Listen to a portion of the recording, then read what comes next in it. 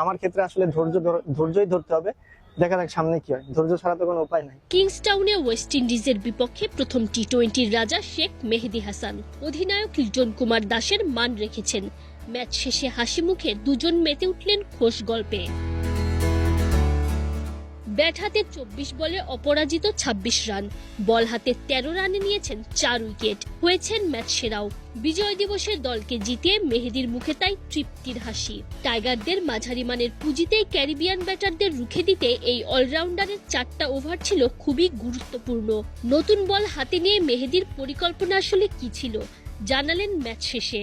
হ্যাঁ, নতুন বলে তো আমি সবসময় বল করে থাকি, নর্মালি যেভাবে বল করি সে নিজের প্রসেসটাই ওইভাবে আগাইতেছিলাম এবং ওদের রাইট হ্যান্ডি ব্যাটসম্যান ছিল, বাট আমার প্ল্যানিং ছিল আমি ওদের আরামে যাতে মানে এই উইকেটে আরামে যাতে ইজি আমি ওদের কোনো শর্টস খেলতে না দিই, কারণ ওরা তো আসলে অনেক স্ট্রং, তো ওদের গিয়ে এভাবে প্ল্যান করে বল করছে।